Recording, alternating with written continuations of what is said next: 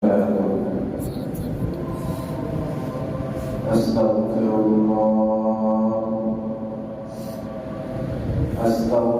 الله ربي من كل ذنب وأتوب إليه لا حول ولا قوة إلا بالله العلي العظيم الحمد لله نحمده ونستعينه ونستغفره ونعوذ بالله من شرور أنفسنا ومن سيئات أعمالنا من يهد الله فلا مضل له ومن يضلل فلا هادي له ونشهد أن لا إله إلا الله وحده لا شريك له ونشهد أن محمدا عبده ورسوله الذي أرسله بالحق بشيرا ونذيرا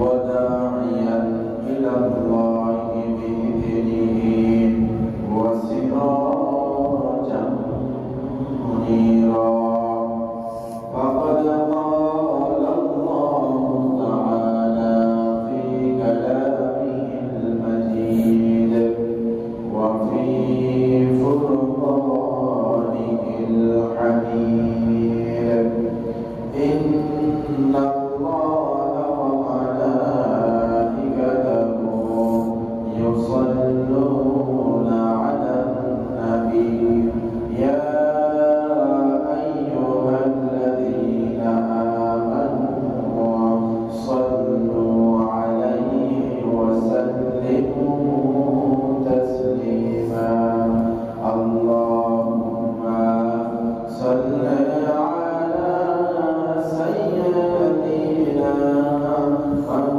مولانا محمد وعلى آل سيدنا مولانا محمد بلغ العلا بكماله كشف الدجى بجماله حسنت جميع خصاله صلوا عليه وآله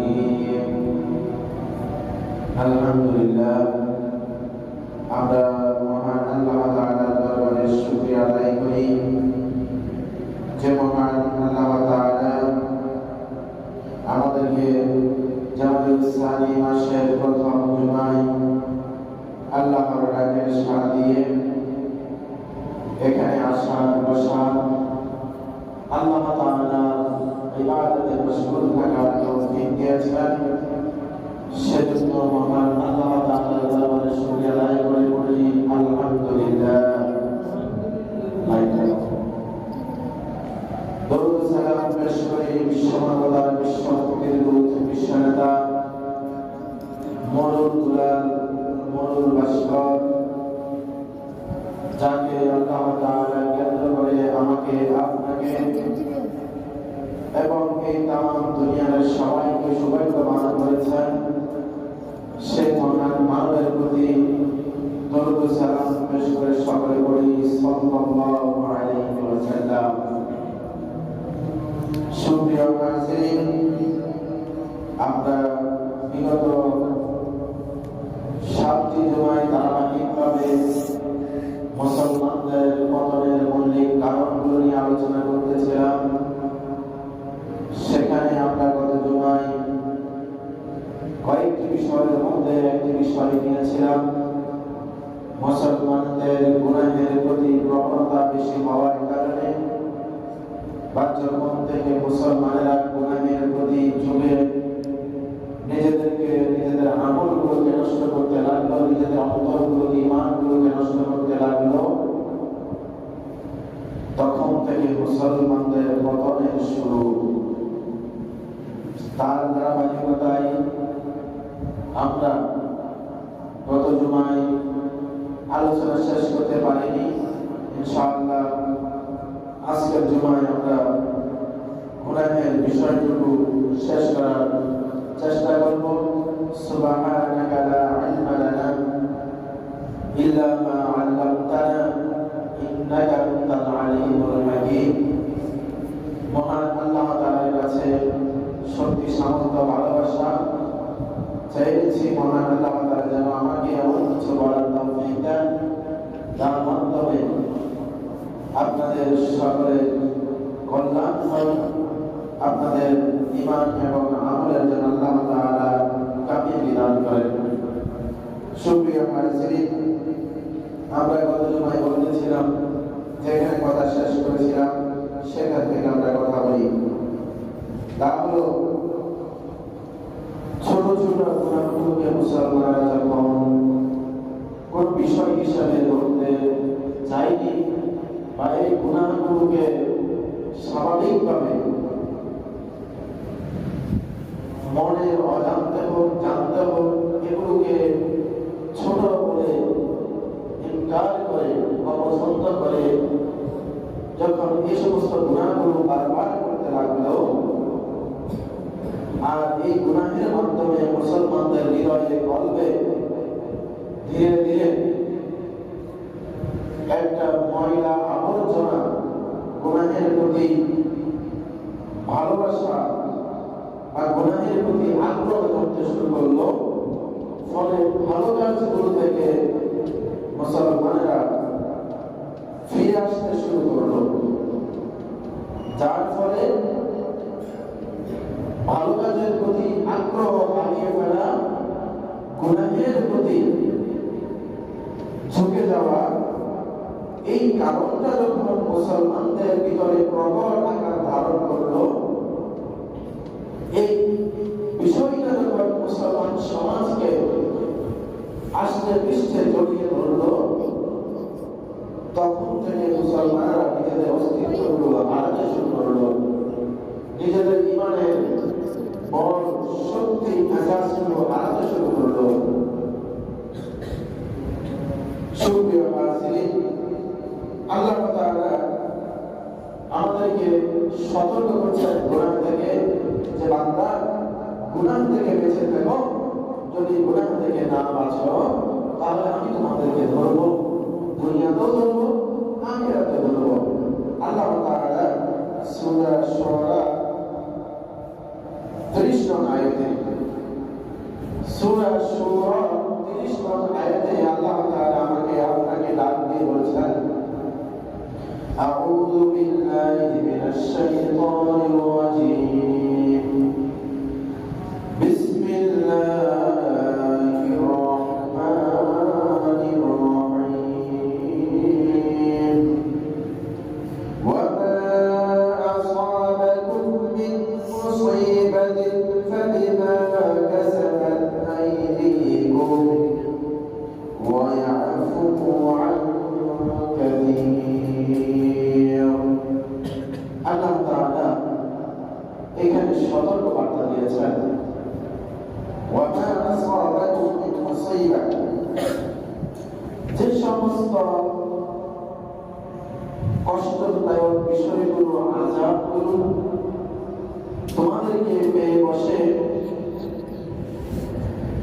যেগুলো তোমাদেরকে আক্রমণ করে বসে, বা যেগুলোর কারণে তোমরা সমস্যায় জর্জরিত হও, ফাবিমা কাসাবাত আইদিকুম, আল্লাহ তাআলা বলছেন এগুলো তোমাদের হাতের কামাই, ওয়া ইয়াফু আন কাসীর, অথচ আমি আল্লাহ তাআলা তোমাদের সমস্ত বিষয়গুলো থেকে অনেক কিছু মাফ করে দিই, অনেক কিছু মোচন করে দিই। এই সমস্ত অপরাধ থেকে যত ইচ্ছি তোমাদেরকে আমি শাস্তি ভোগ করাই, পানিগুলো আমি তোমাদের উপর থেকে তুলে নিই।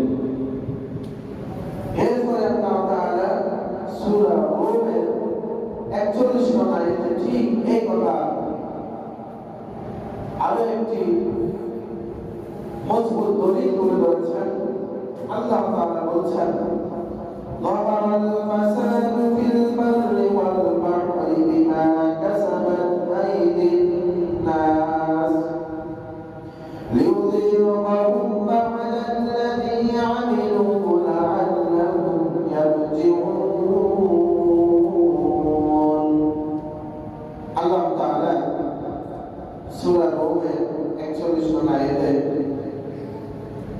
স্পষ্ট করে বলেছেন, যাহারা যা প্রকাশ হয়, যেগুলো প্রকাশ হয়, অর্থাৎ যা প্রকাশ হয়েছে আমাদের মাঝে, আল ফাসাদ বিপর্যয়, বিশৃঙ্খলা, এই যে পৃথিবীতে বিপর্যয় বিশৃঙ্খলা, যে সমস্ত বিষয়গুলো আমরা বর্তমানে চোখ দিয়ে দেখতে পাই,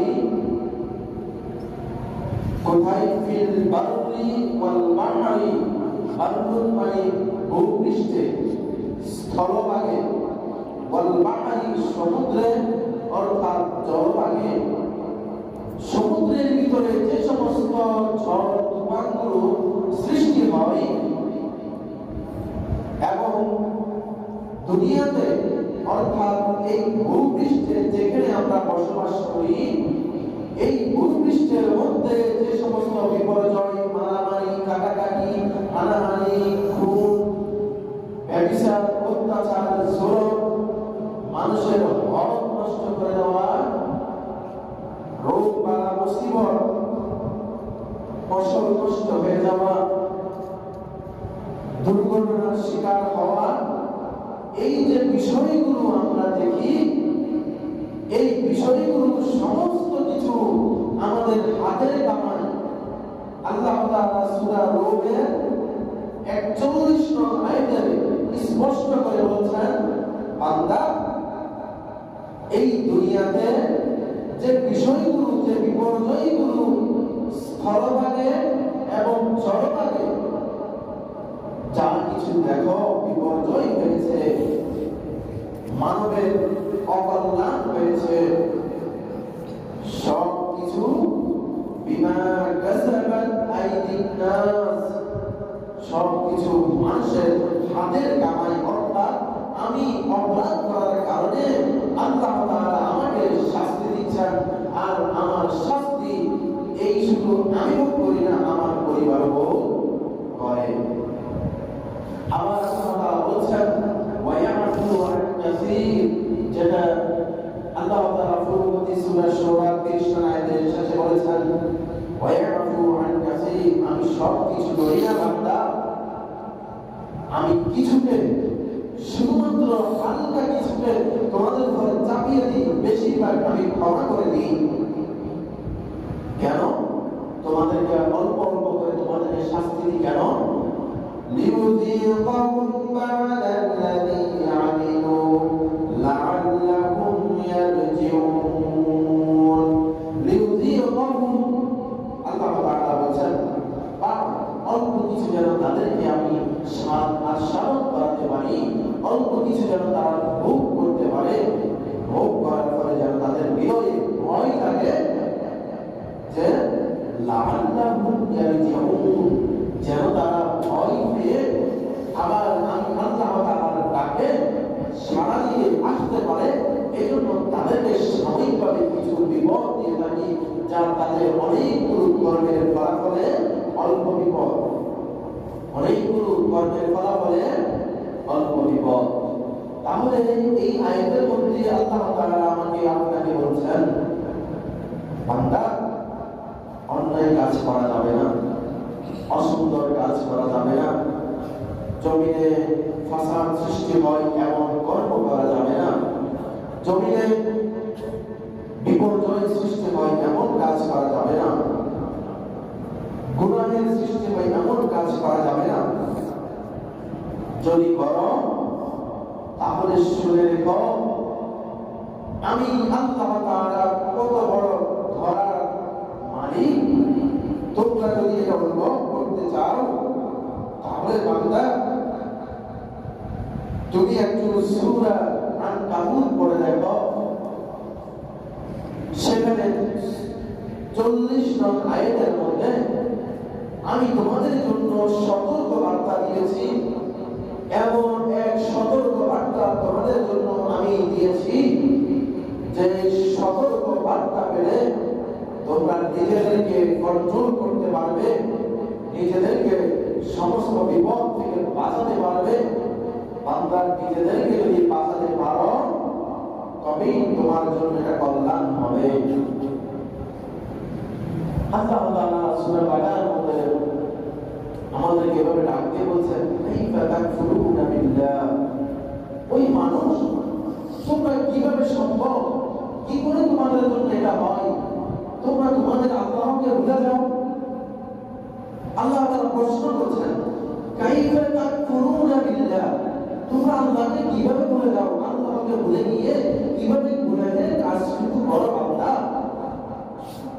ওয়া কুনতুম আমওয়াতা, অথচ বান্দা তুমি তো মৃত ছিলে, কিছুই ছিলে না।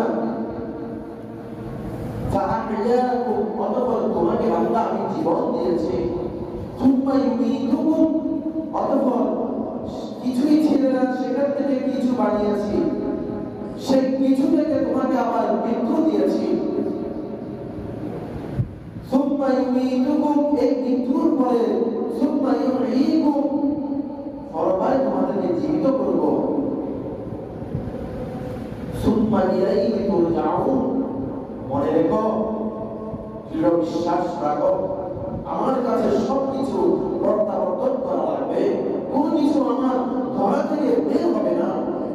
সেই আল্লাহ তাআলার ধরার কথা যখন মানুষদেরকে নসিহত করা হয়েছে, উপদেশ দেওয়া হয়েছে, ডাকা হয়েছে, মানুষ যখন শুনে নাই, কিছু মানুষ শুনেছে, কিছু মানুষ শুনে নাই, আল্লাহ তাআলা ওই সমস্ত মানুষকে ধরেছেন, ওই সমস্ত নবীদেরকে দিয়ে ভয় দেখিয়েছেন। নবীরা ভয় দেখানোর পরে যখন গুনাহের কাজ ছাড়ে নাই, আল্লাহ তাআলা এমন ধরা ধরেছেন। এই ধরাটুকু একটু শুনেন যে আমরা কেন গুনাহ করি, কেন আমরা গুনাহ থেকে ফিরি না, অথচ এই গুনাহের কারণে আমাদের পরিবারে, আমাদের নিজের, আমাদের সমাজের অবক্ষয় হচ্ছে, সমাজের অবনতি হচ্ছে, মুসলমানেরা দিন দিন পিছিয়ে যাচ্ছে এই গুনাহের কারণে। বাবা, আল্লাহ তাআলা বলেন সূরা আন-কাবুতের 40 নং আয়াতে, فَكُلًّا أَخَذْنَا بِذَنبِهِ فَمِنْهُمْ مَنْ أَرْسَلْنَا عَلَيْهِ حَاصِبًا وَمِنْهُمْ مَنْ أَخَذَتْهُ الصَّيْحَةُ وَمِنْهُمْ مَنْ خَسَفْنَا بِهِ الْأَرْضَ وَمِنْهُمْ مَنْ أَغْرَقْنَا وَمَا كَانَ اللَّهُ لِيَظْلِمَهُمْ وَلَكِنْ كَانُوا أَنفُسَهُمْ يَظْلِمُونَ। আল্লাহ তাআলা এখানে অনেকগুলো বিষয় বলেছেন। এখানে একটা একটা করে আপনাদের সামনে বিষয়গুলি স্পষ্ট করি। যখন মানুষগুলো গুনাহে নিমজ্জিত হলো, পূর্ববর্তী মানুষগুলো, তাদের দৃষ্টান্ত আল্লাহ তাআলা আমাকে আপনাকে উপস্থাপন করে বলছেন, গুনাহের কাজে জড়াইও না, অপরাধের কাজে, অশালীন কাজে, অসুন্দর কাজে জড়াইও না। আল্লাহ তাআলা বলছেন, ফাকুল্লা, যারা যারা অপরাধ করেছে, যারা যারা অন্যায় করেছে, তাদের প্রত্যেককে আখাযনা, আমি আল্লাহ তাআলা ধরেছি। তাদের প্রত্যেককে আমি আল্লাহ তাআলা কি করেছি? ধরেছি। বিদাম্বিহিম, তাদের অপরাধের কারণে, গুনাহের কারণে। কিসের কারণে? কথা বলবেন, কিসের কারণে? গুনাহের কারণে। কাদেরকে ধরেছেন? যারা গুনাহ করেছে তাদেরকে আল্লাহ তাআলা, তাদের প্রত্যেককে আল্লাহ তাআলা বলেছেন, কুল্লান, প্রত্যেককে, আখাযনা, আমি আল্লাহ তাআলা বলেছি, বিদাম্বিহিম, তাদের গুনাহের কারণে। ফামিনহুম মান আরসালনা আলাইহি হাসিবা, আমি তাদের প্রথম দলকে এমন ভাবে আল্লাহ তাআলা আসমান থেকে পাথরের বৃষ্টি বর্ষণ করেছেন। আল্লাহ তাআলা বলেছেন ফামিনহুম, তাদের মধ্যে কিছু মানুষকেও, তাদের মধ্যে ওই মানুষগুলোকে মান আরসালনা আলাইহি হাসিবা, যাদেরকে আমি আল্লাহ তাআলা আসমান থেকে পাথরের বৃষ্টি বর্ষণ করেছি। সুপ্রিয় হাজরিন, এখানে আল্লাহ তাআলা আদ জাতির কথা বলেছেন। পৃথিবীর ইতিহাসে আদ জাতির মতো এত শক্তিশালী, এত পালোয়ান, এত হৃষ্টপুষ্ট মানুষ, এত বিশাল দেহের মানুষ আর ছিল না। যাদের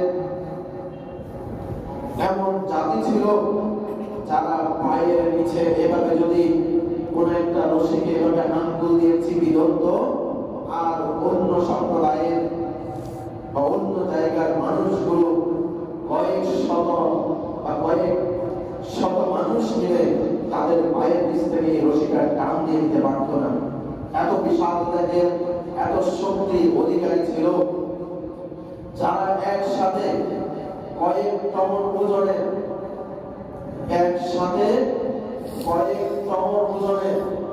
বিশাল বিশাল পাথর, যেগুলো বর্তমানে আমাদের 1000 মানুষের প্রয়োজন হবে, 700-800 মানুষের প্রয়োজন হবে, এরকম 500-700 মানুষের ওজন বহন করা শক্তি একজন আদ জাতির মানুষের জন্য আল্লাহ তাআলা দিয়েছিলেন। এমন শক্তিশালী মানুষগুলোকে আমি আসমান থেকে পাথরের বৃষ্টি বর্ষণ করে এই জমিনের সাথে দশিয়ে দিয়েছি। আল্লাহ তাআলা এই কথাটা বলছেন যে শক্তির বড়াই, ক্ষমতার বড়াই বেশি দিন থাকবে না। আমি আল্লাহ তাআলা তাদেরকে বলেছি, এমন তারা বলেছি যে তারা পৃথিবীতে আর জাতি আর কখনো পৃথিবীর মধ্যে মাথা তুলে দাঁড়াতে পারে না। কোন একটা মানুষ তাদের মধ্যে আর জীবিত নাই।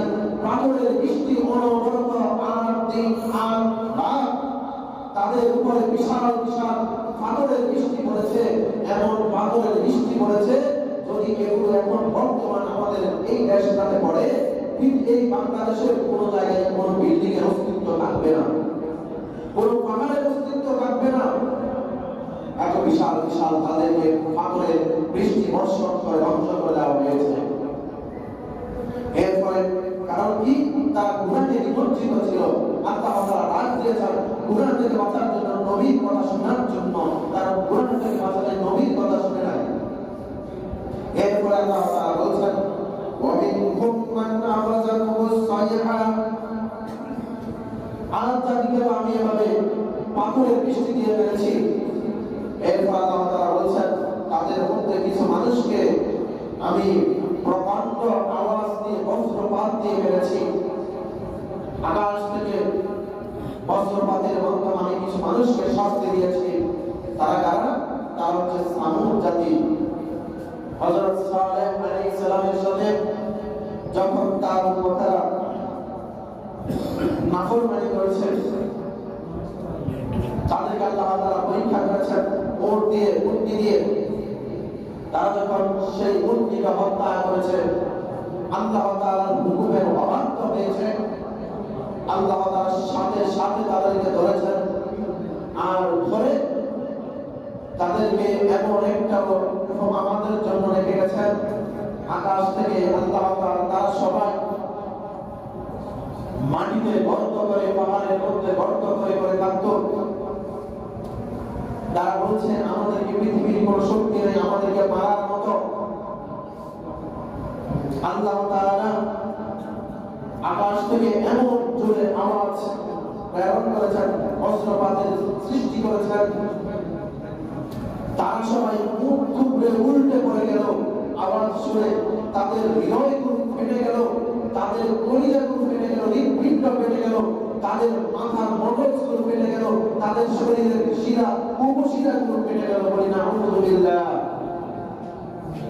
আল্লাহ তাআলা সেই আল্লাহ তাআলা এখন আছেন কি নাই? কথা বলেন, সে আল্লাহ তাআলা এখন আছেন কি নাই? সে আল্লাহ তাআলা এখনো আছেন। এই সমুদ জাতিকে আল্লাহ তাআলা এভাবে মুহূর্তের মধ্যে বজ্রপাত দিয়ে বিশাল একটা সাম্রাজ্যকে, লক্ষ লক্ষ মানুষকে একটা আওয়াজের মাধ্যমে আল্লাহ তাআলা স্তব্ধ করে দিতে পারেন কি পারেন না? আল্লাহ তাআলা পারেন। আল্লাহ তাআলা বলেছেন, তারা যখন অবাধ্য হয়েছে, গুনাহের কাছে নিমজ্জিত হয়েছে, আমি তাদেরকে আওয়াজ দিয়ে ধ্বংস করে দিয়েছি। আর জাতিকে আমি পাথরের বৃষ্টি দিয়ে ধ্বংস করে দিয়েছি। এরপর আল্লাহ তাআলা বলেছেন,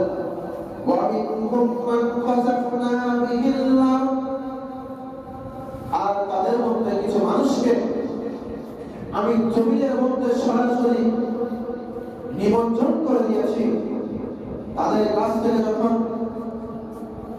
আমি আল্লাহ তাআলার সম্পদ চেয়েছিলাম আল্লাহ তাআলার পথে ব্যয় করার জন্য, তারা শুধু নিজেদের সম্পদগুলো জমা করতে লাগলো, আল্লাহ তাআলার কথা নিতে লাগলো না। নবীর কথা যখন ওই জাতিগুলো অমান্য করলো, আমি তাদেরকে তাদের সামনে কারুনকে তার সম্পত্তি সহ মাটির নিচে ধসিয়ে দিয়েছি। একমাত্র আমি আল্লাহ তাআলা অবাধ্য হওয়ার কারণে, গুনাহে নিমজ্জিত হওয়ার কারণে। এরপর আল্লাহ তাআলা বলেছেন,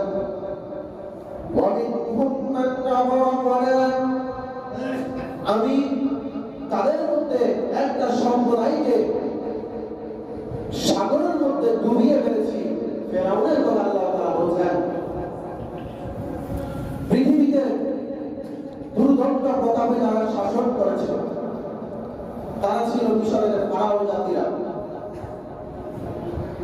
এই ফারাও জাতি একজনের পর একজন এমন শৈল শাসক ছিল, মানুষদেরকে দাস খাইয়ে শাসন করত।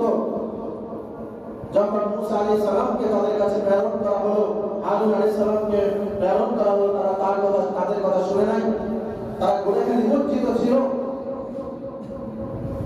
তারা নিজেদেরকে সবচেয়ে বড় মানুষ মনে করত, নিজেদেরকে খোদা দাবি করে, ফারাওদেরকে খোদা দাবি করে। তারা যখন সেখানে বসবাস করতে শুরু করলো, আল্লাহ তাআলা তাদের অবাধ্যতার জন্য মিশরের নীল নদে আল্লাহ তাআলা ডুবিয়ে ডুবিয়ে তাদেরকে মেরেছেন। এরপর আল্লাহ তাআলা বলছেন, তোমরাও যদি করো তাহলে তোমাদেরকেও আমি এভাবে ডুবিয়ে, তোমাদেরকে পাথরের বৃষ্টি দিয়ে, বজ্রপাত দিয়ে তোমাদেরকেও আমি এভাবে মারবো। ওমা কানা আল্লাহু লিয়াযলিমাহুম, আল্লাহ তাআলা বলছেন, আল্লাহ তাআলা তাদের প্রতি জুলুম করেননি, ওয়ালাকিন কানু আনফুসাহুম ইয়াযলিমুন। ওই মানুষগুলো তাদের নিজেদের নফসের সাথে যারা জুলুম করেছে, আমি আল্লাহ তাআলা তাদেরকে জুলুম করে দোষিয়ে দিই নাই। আমি আল্লাহ তাআলা জুলুম করে তাদেরকে মারি নাই। আমি আল্লাহ তাআলা তাদেরকে জুলুম করে সমুদ্রে ডুবাই নাই। আমি আল্লাহ তাআলা জুলুম করে তাদেরকে বজ্রপাত দিয়ে মারি নাই। তাদেরকে যখন গুনাহ থেকে বাঁচার জন্য একাত্মবাদের দিকে রাখা হয়েছে, তাদেরকে যখন ঈমানের দিকে রাখা হয়েছে, আল্লাহ তাআলা হুকুম কায়েমের জন্য, আল্লাহর এই জমিনে আল্লাহর রাজ কায়েমের জন্য যখন তাদেরকে ডাকা হয়েছে, তখন তারা এই কথা না শুনে নবীকে অমান্য করে নিজেদের মতকে প্রতিষ্ঠা করার জন্য তারা খুঁজে পড়ে রেখেছিল। আমি তখন তাদেরকে ধরেছি, আর এই ধরার ফলে তাদেরকে আর আমি উঠতে দিই নাই। সুপ্রিয় হাজিরিন, যখন বর্তমান সময়ে মসজিদের মিম্বরগুলো থেকে এভাবে দ্বীন ইসলামের জন্য, ঈমানের পথে যখন ডাকা হয়, তখন আমাদেরকে বলা হয়, কিংবা আমাদের কথাগুলোকে বলা হয়, এগুলো তো অনেক কিছু কথা, অতীত জীবনের কিছু কথা, এগুলো এই বর্তমান আধুনিকতার সাথে যায় না। এগুলো তো বর্তমান আধুনিক সমাজের সাথে চলে না। এগুলো তো বর্তমান আধুনিক এই জামানার চাহিদার সাথে তাল মেলাতে পারে না। বাবারা, ভাইরা, একটা উদাহরণ দিলে আপনারা বুঝতে পারবেন। আমাদেরকে যারা আধুনিকতার নাম দিয়ে সকালবেলা কোরআন শরীফ পড়তে বাধা দেয়, যে আধুনিকতার সময় আমরা সারা রাত মোবাইল টিপতে টিপতে টিভি চ্যানেল দেখতে দেখতে ফজরের নামাজ আমাদের ছুটে যায়, সকালে কোরআন আমাদের ছুটে যায়। যে আধুনিকতার কারণে আমরা নারীরা এমন পোশাক পরি, আমরা পুরুষের এমন চাল চলনে আমরা অভ্যস্ত হয়ে গেছি। আধুনিকতার নাম দিয়ে বিবাহের সময় কিংবা অনুষ্ঠানের সময় ঘটনার সময় এমন ভাবে আমরা আচার অনুষ্ঠান করি যেটা আমাদের ইসলামের সাথে যায় না। আপনাদের উদাহরণ দিলে আপনারা আরো সহজে বুঝতে পারবেন।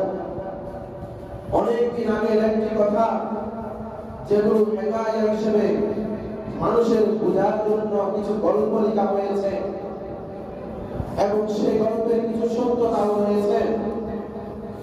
একদা এক বাদশা, কথাগুলো একটু ভালোভাবে বুঝবেন। একদা এক বাদশা, সে ছিল স্বৈরাচার। সে তার রাজ্যে ঘোষণা করে দিল, আমার রাজ্যের যতজন দর্জি আছে এই দর্জিদেরকে এবং যারা কাপড় বুনে তাদেরকে ঢোল পিটিয়ে দাও।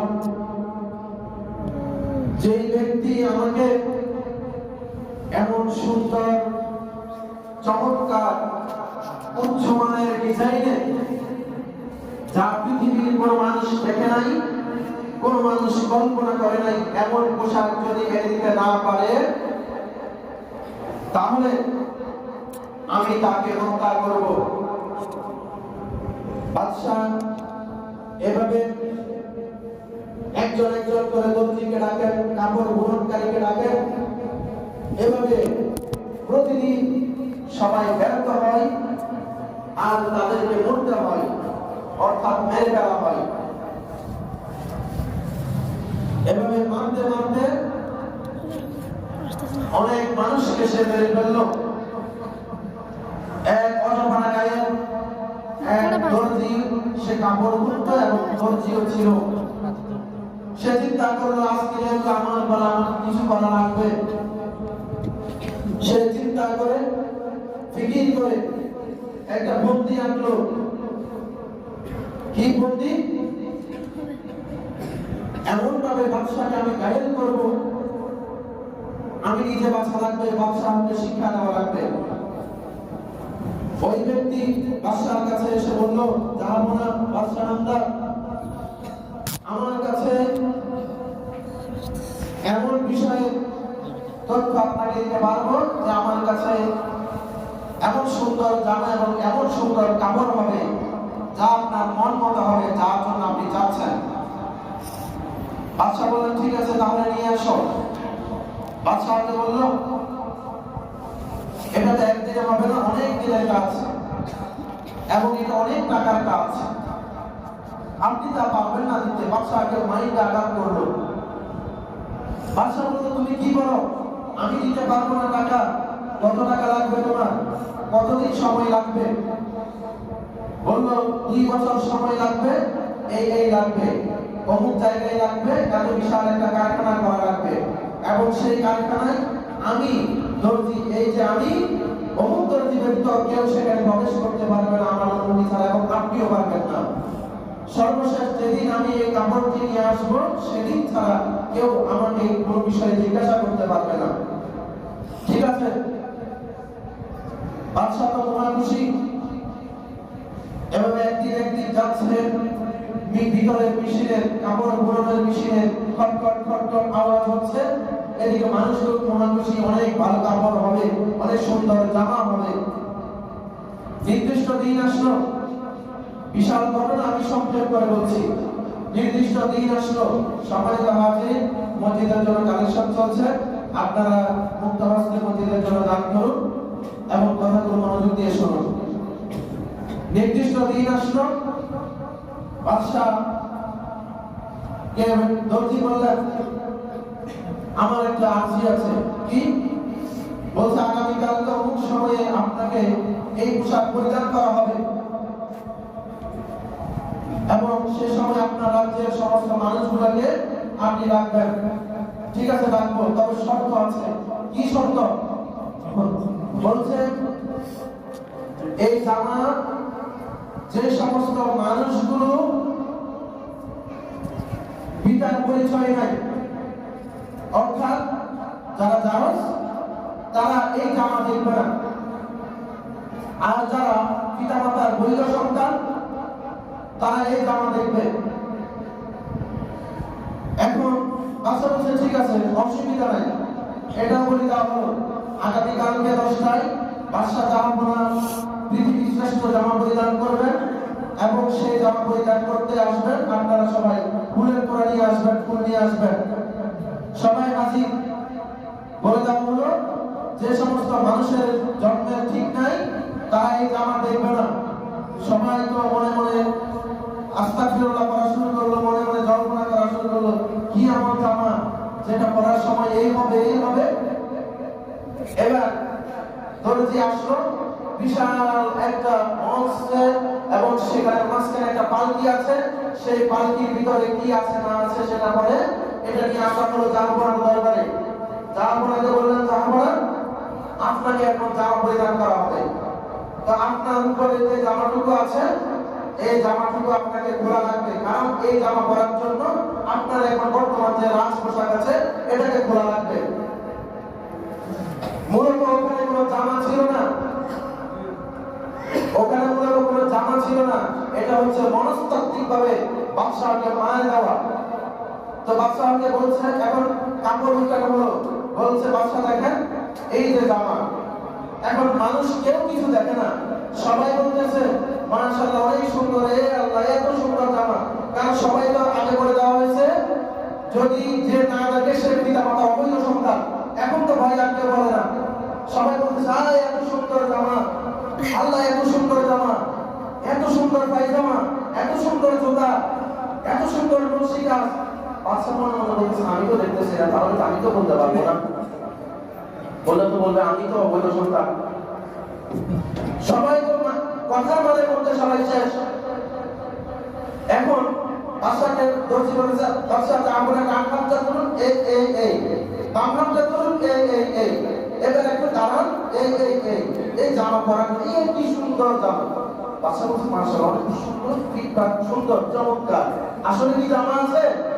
জামা আছে, কথা বুঝবেন ভালো করে, জামা আছে? যাবো না, এখন তো পায়জামা পরার লাগবে, আপনার পায়জামাটা খুলুন, জামাটার জন্য দেখা যাবে না, আমি নিচের থেকে এটা পরাই দিব। যাবো না মনে মনে বলতেছে উপরটা যেহেতু আছে এত সুন্দর জামা, ভিতরটা খুলে ফেলি, সমস্যা কি? উনি ওটা খুলে ফেললেন। এখন খোলার পরে এবার ওই যে ওখান থেকে পায়জামা নামক মনস্তাত্ত্বিক মালটা নেওয়া হলো, এটা পরিত্যাগ করে দেওয়া হলো। বলছে যাবো না, এত সুন্দর জামা পরলেন, এখন এই জামাটুকু যদি মানুষকে না দেখায় তাহলে কি মান সম্মান থাকে? এখন আপনারা বলেন বাচ্চা কি আসলে জামায় কাপড় পরে কিছু গায়ে আছে? কথার মানে সবাই শেষ, কথার মানে সবাই শেষ। এখন হাতির ফিরে চালানো হলো, সবাই তো শুনছে আগে কি যে দেখবে না সে অবৈধ বা জানোর সন্তান। এখন আর কেউ ভয় বলতেছে না, সবাই ফুল মারে আর বলে সুন্দর, কিন্তু কি দেখতেছে? যা দেখা সব দেখতেছে, পাগল বাদশাকে দেখতেছে, মজলুম বাদশাকে দেখতেছে, জালেম বাদশাকে দেখতেছে। এভাবে যাইতে যাইতে অনেক দূরে চলে গেল। কিছু শিশু বললো বাবা তোমরা দেখতেছো, আমরা দেখলে অসুবিধা কি? তো বলছে বাবা তোমার কাঁদা আমারে নাও, একটা ছেলেকে কাঁদে নাও হলো। এখন শিশু কি আর ভালো মন্দ বুঝে? বলছে আর কি সুন্দর বাচ্চা, শব্দ গোলা, শব্দ দেখা যাচ্ছে লেন্টু বাচ্চা, লেন্টু বাচ্চা। বাবার ভাইয়েরা হাসার জন্য গল্পটা বলি নাই, এটা হচ্ছে ফুসুলুল খামসা পঞ্চতন্ত্র। ভারতীয় উপমহাদেশে কিছু ঐতিহাসিক গ্রন্থ আছে, কয়েক শত বছর আগে এগুলো মানুষকে বোঝানোর জন্য লেখা হয়েছে। সেখান থেকে একটা হ্যাটে আপনাদেরকে বললাম। আমাদেরকে বলা হয় আমরা কিছুই জানি না, আধুনিকতা আমরা বুঝি না। বাবারা আপনারা আধুনিকতার নামে আমাদেরকে যে উলঙ্গ করে দেখায় আপনার মানুষের যে সাজসজ্জা আমাদেরকে দিচ্ছেন, আর আমাদের দেখায় আপনারা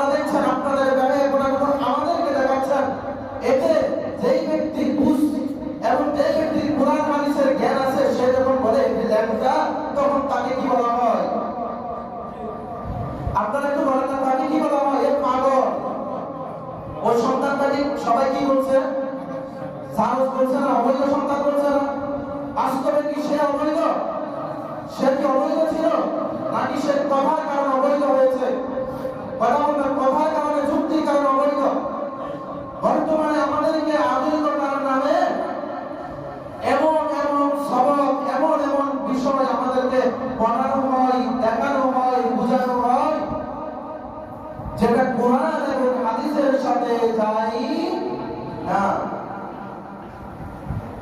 বর্তমানে আমাদেরকে যে সমস্ত বিষয়গুলো দেখানো হচ্ছে টিভি, অডিও, ভিডিও, ডিসেন্টিনা, খবরের মাধ্যমে, অন্যান্য বিষয়গুলোতে, যেভাবে আমাদের ছেলে মেয়েগুলো বেহায়াপনার দিকে যাচ্ছে, যদি এটা থেকে বাধা দেয়, বলে এই কিছুই জানে না, তো বাবা ভাইরা বাস্তবতা কি জানে না যে সেটা, নাকি বাস্তবতার নামে পড়া বাস্তবতা, আধুনিকতার নামে নোংরামি আমাদেরকে শেখানো হচ্ছে?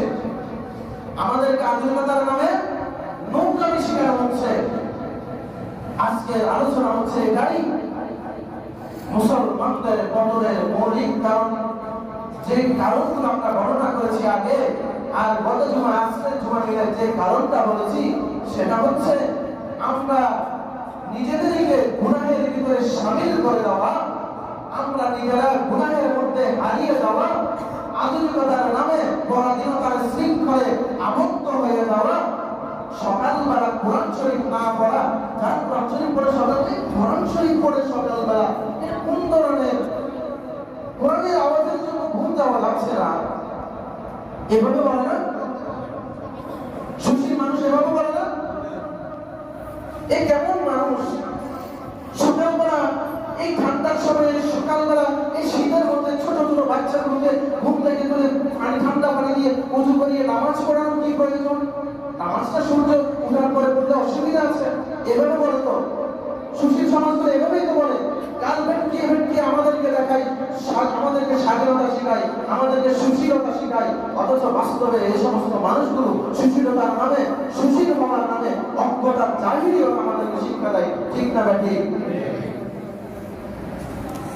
আজকে আমাদেরকে এমন ভাবে মনস্তাত্ত্বিক ভাবে আঘাত করা হচ্ছে প্রতিটি বিষয়ে। আমি কোরআন হাদিস পড়ে কি করবে? মাদ্রাসায় পড়ে কি করবে? তারপরে দিন ইলম শিখে কি করবে? বাবা ভাইরা, আজ পর্যন্ত দিন ইলম শিখে যে আমল করেছে, আল্লাহ তাআলা তাকে যেমন রিজিক দিয়েছেন, যে সেখানে তাকেও রিজিক দিয়েছেন। কাউকে আল্লাহ তাআলা ঠকান নাই, ভেদাভেদ করেন নাই। কারণ দুনিয়া হচ্ছে সবার জন্য পরীক্ষার কেন্দ্র। এখানে সবাই পরীক্ষা দিবে, 3 ঘন্টা সবার জন্য সমান সময়, সে সময়ের ভিতরে সবাই পরীক্ষা দিবে। কিন্তু পেপার কাটার সময় 3 ঘন্টার মধ্যে কেউ 90 পায়, কেউ 70 পায়, কেউ 80 পায়, কেউ 60 পায়, কেউ 40 পায়, কেউ 40-এর নিচে পায়, কেউ 33 পায়, 33-এর নিচে পায়। কিন্তু সময় এবং প্রশ্ন কার জন্য ভিন্ন ছিল? বলেন, কার জন্য ভিন্ন ছিল? ছিল না।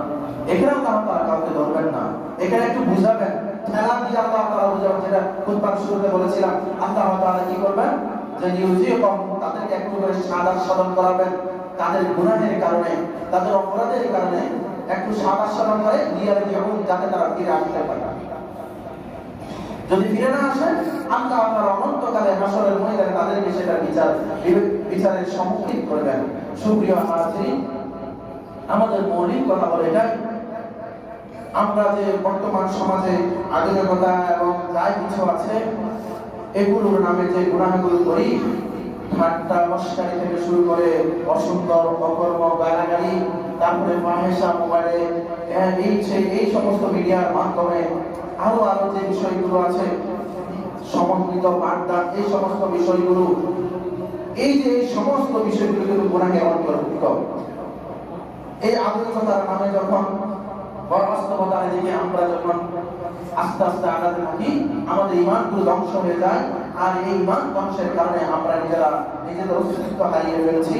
আর এই অস্তিত্ব হারানোর মাঝে আমরা মুসলমানদের বকর ডেকে আনছি।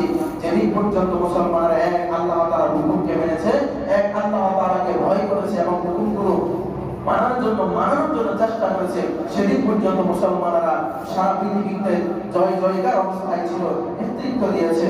যেদিন থেকে মুসলমানরা আধুনিকতার নামে এই অবাস্তবতাকে স্বীকার করে নিয়েছে, অবাস্তবতাকে স্বীকার করে নিয়েছে, আধুনিকতাকে স্বীকার করে নিয়েছে, সেদিন থেকে মুসলমানদের পতন শুরু হয়ে গেছে।